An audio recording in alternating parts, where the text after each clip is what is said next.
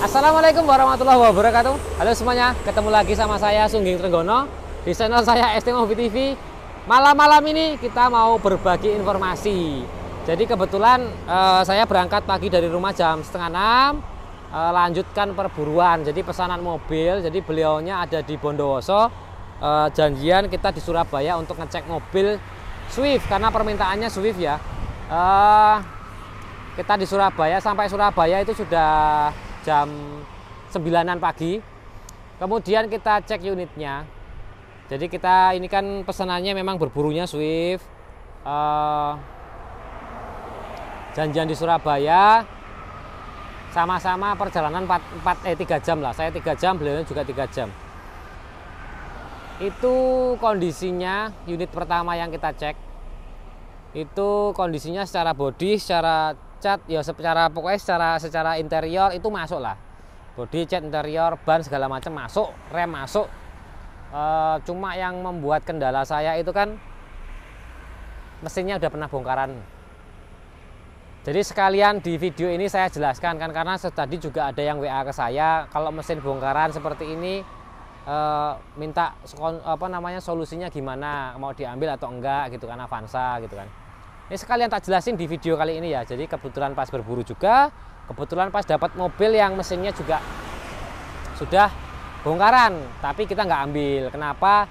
Ini alasannya akan saya jelaskan ya. Jadi alasan kenapa kalau saya hindari, kecuali kalau dengan terpaksa itu bisa. Tapi ini saya hindari ya. Judulnya saya hindarin kan, ada teman-teman ini kadang-kadang komen sak geleme dhewe gitu kan, sak karepe dhewe gitu. Jadi saya jelaskan di sini. Kalau saya mencari mobil, berburu mobil itu kenapa mesin yang sudah bongkaran kita hindari? Karena satu, kita nggak tahu mobil itu dibongkar itu alasannya apa. Itu yang pertama. Yang kedua, mobil itu dibongkar diganti part-part yang original atau yang KW. Yang berikutnya lagi adalah mobil itu atau cuma diakali aja atau seperti apa kita nggak tahu. Makanya ketika mobil itu kilometernya sebenarnya cuma kilometer 80.000 gitu ya, apa 70.000 lah, atau di bawah itu mungkin lah, kok mesinnya udah bongkaran, itu kan pertanyaannya banyak gitu loh. Kilometer di bawah 70.000 kenapa kok mesinnya sudah bongkaran gitu kan. Itu pertanyaan yang kemungkinan nggak ada jawabannya. Ketika kita tanya nih sama yang jual, Pak mesinnya udah bongkaran ya? Wah nggak tahu saya mas gitu kan. Padahal tadinya waktu pas kita telepon nih, Pak mesinnya gimana, mesinnya jos, siap luar kota, siap pancal, siap luar pulau lah gitulah pokoknya. Pokoknya bahasanya gitu ya. Kira kita cek, kok mesinnya habis bongkaran, kita tanya nih orang jual, Pak mesinnya bongkaran ya?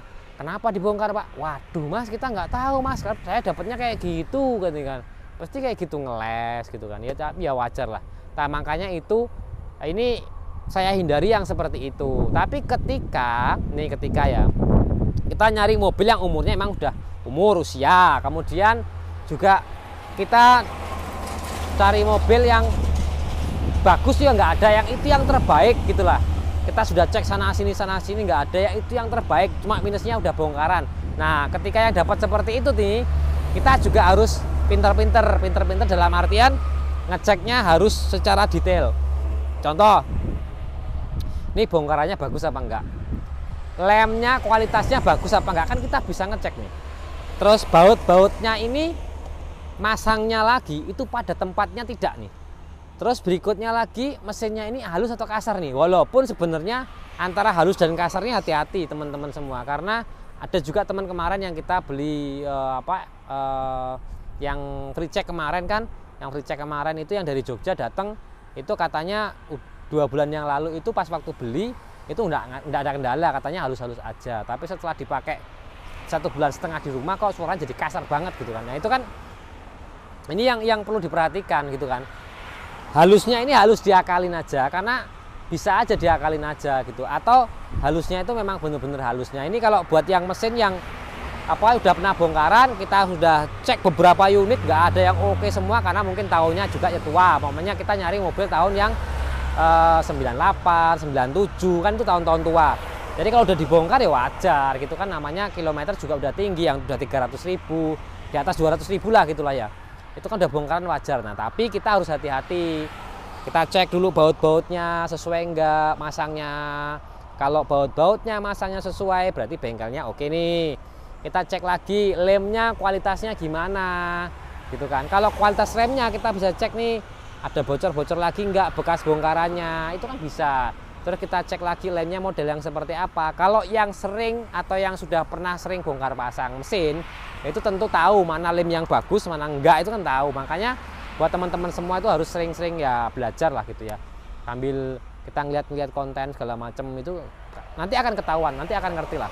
Itu alasannya kenapa kalau mesin yang sudah bongkaran kita hindari, dan tadi sudah mesin bongkaran yang terpaksa kita beli, kita bisa ambil dengan beberapa ketentuan atau beberapa syarat-syarat yang harus kita cocokkan juga gitu loh, yang perlu kita cek secara mendalam lagi gitu ya teman-teman. Jadi mesin yang sudah bongkaran kita hindari, yang sudah bongkaran kalau tahunnya tua kita bisa ambil dengan ketentuan yang tadi itu. Terus berikutnya lagi kita juga bisa ambil tuh mobil itu walaupun mesinnya sudah bongkaran, ketika ada nota-notanya, kita tahu nih spare partnya apa aja yang diganti, papatnya, dalamnya. Terus itu part yang dalam itu yang diganti pakai yang bagus apa enggak spare partnya, itu ada di notanya. Terus ini bengkelnya terpercaya enggak, itu ya. Terus berikutnya lagi kita udah kenal nih sama yang punya mobil gitu kan. Mas kemarin kenapa sih kok dibongkar gitu kan? Oh kemarin cuma ini aja peremajaan, karena maunya kita dibersihin dalam-dalamnya, karena ada kerak-kerak dikit kita nggak mau ada kerak, ada bocor-bocor, akhirnya kita lepas aja sekalian mesinnya, kita remajain semuanya. Nah itu kan seperti itu nggak apa-apa gitu kan. Jadi alasannya itu tadi. Oke, kita lanjut lagi. Tadi setelah ngecek unit yang pertama nggak oke, kita ngecek unit yang kedua. Kita searching habis Jumatan. Ternyata katanya di showroom A. Ya nggak usah diceritain lah showroom A. Kita datang ke showroom A, Mas sudah janjian belum?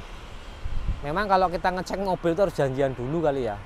Jadi aneh kadang-kadang ke showroom itu sebenarnya ketika kita datang tinggal dilayanin aja. Terkait janjian apa enggak itu urusan belakangan lah, gitu kan. Karena kita pelayanan kan seperti itu. Kenapa harus tanyain, Mas sudah janjian belum? Dengan siapa janjiannya? Waduh, kayak inilah gitu loh. Harusnya kan ketika kita datang ke showroom, ya Mas ada yang dibantu mau ngecek Swift gitu kan. Oh Swiftnya mohon maaf nggak di sini. Bapak ada janji atau tidak? Kalau nggak ada janji atau ada janji nanti kita sampaikan dulu. Gitu kan enak sebenarnya ya. Kenapa kok ketika datang Mas ada Swift nggak? Sampai ada janjian belum? Waduh, kayak gitu ya. Kalau datang ke showroom gede gitu kan, lucu lah pokoknya. Jadi buat teman-teman semua itu ya kalau yang jual-jual mobil ya kita beretikat baik lah gitu. Saya juga walaupun pakaiannya pakai sendal jepit, ya kalau unitnya bagus tak beli gitu loh. Jangan ngelihat sendal jepit terus udah janjian belum? Wah jangan lucu. Tanya Mas ada mobil Swift ada janjian belum? Wah stres yuk. Terus ternyata nggak ada di situ, nggak ada di sini Mas mobilnya di showroom sana. Showroom cabang kita satu lagi di sana. Kok enak banget ngomongnya gitu ya. Oke, kita sana, nyampe sana ternyata mobilnya kita dilayani lebih bagus lagi lah. Showroomnya gede, terus mobil-mobil mewah, ada McLaren, ada Porsche gitu kan, Boxer juga. Akhirnya kita dilayani dengan baik. Walaupun ya kita tanya-tanya Swiftnya mana, saya bilang gitu kan. Langsung cek. Aduh Mas mohon maaf, Swiftnya masih di bengkel, masih kita perbaiki, belum ready untuk dijual. Belum ready dijual kok udah diiklanin toh Mbak. Iya kita keduluan ngiklanin Mas. Sudah kita iklankan duluan lah. Diiklankan dulu baru mobilnya diperbaiki piye gitu loh. Ya wes enggak apa-apa kalau gitu ya udah kita akhirnya karena nggak bisa ngelihat di bengkelnya diapain, terus kemudian kita juga nggak bisa dijanjiin hari itu juga cek karena kemungkinan jadinya besok gitulah. Akhirnya kita cari lagi nih. Dapat lagi Suzuki Swift di Bangil. Bangil itu Jawa Timur, hampir ke Pasuruan sono lah. Wis nggak ngerti aku pokoknya dari Surabaya Bangil itu perjalanan kurang lebih 1 jam. Oke, ke arah timur lagi saya berarti kan. Kalau bapaknya yang pesen kan arahnya juga sama timur, beliaunya sambil pulang sambil ke Bangilnya mampir. Nah saya ini yang dari Karanganyar, dari Surabaya lanjut ke Bangil. Sampai Bangil, ya itu tadi sebenarnya teman-teman semua ketika teman-teman itu kalau pas ada yang pesen sama saya kan gini, kita kan terbuka nih, kalau pesen sama mobil sama saya kita terbuka, iklannya bisa dari saya, bisa dari pemesannya. Lah kebetulan iklannya pemesannya, ketika pemesannya itu ngirim iklan ke saya, sebenarnya itu dari iklan kan udah ketahuan nih mobil itu kondisinya bagus atau enggak. Terus kadang-kadang itu udah ada ketahuan dari fotonya, ada ketahuan. Kebetulan sebenarnya dari foto udah ketahuan lampunya agak burem-burem, itu pasti kilometer high gitulah. Nggak bisa ditipu lah kayak gitu. Walaupun terteranya cuma sekian gitu kan, ngosok ya kilometer lagi 50.000, lampunya sini udah kuning semua gitu kan. Terus catnya udah nggak mengkilap lagi gitu kan, udah sebenarnya udah ketahuan. Tapi ini ceritanya demi memuaskan pelanggan gitulah ya ceritanya. Oke, 1 jam dari Surabaya kita jalan ke Bangil. Sampai sana 1 jam perjalanan, kita cek ya bener secara bodi tidak masuk. Kebetulan secara mesin juga ada bocor-bocor, mesin bawah udah pernah dibongkar. Kayaknya kalau ini bongkaran di bawah ini karena karternya pernah mentok, jadi pernah nyangkut karternya, terus dia ada retak, kemudian dicopot, dilas, dipasang lagi. Tapi pemasangannya itu lemnya pakai lem yang biasa nih, seperti ini nih gambarnya. Nanti tak kasih gambarnya, itu kan videonya, itu kan lemnya nggak rapi gitu, ngelemnya masih bocor juga gitu. Nah itu yang seperti itu maksud saya, ketika kita dapat mobil yang udah pernah bongkaran, kalau pengerjaannya nggak bagus ya akhirnya bocor lagi gitu loh teman-teman semua ya. Jadi itu akhirnya sekarang kita pulang ngosong pulang ngosong dari Bangil. Tadi habis maghrib, kemudian makan siang. Kalau siang tadi makan batagor ding, berarti makan malam lah, itu pakai nasi akhirnya. Tadi di Bangil kita makan, terus ini kita perjalanan pulang ya. Mudah-mudahan sampai rumah dengan selamat. Terima kasih yang sudah subscribe, like, dan komen. Terima kasih yang sudah nonton video ini sampai selesai. Saya ngoceh karena posisinya bunyi, masukin giginya ngawur, injak kopling kayak muni krak gitu, mobil baru ya. Oke, gitu ya teman-teman semua. Mohon maaf apabila ada kurang, dan mohon maaf apabila ada salah mengucapkan. Terima kasih semuanya yang sudah subscribe, like, dan komen ya. Saya Edi, wassalamualaikum warahmatullahi wabarakatuh. Kita lanjut pulang, masih sekitar 2,5 jam lagi lah sampai rumah. Oke, yuk jalan pulang.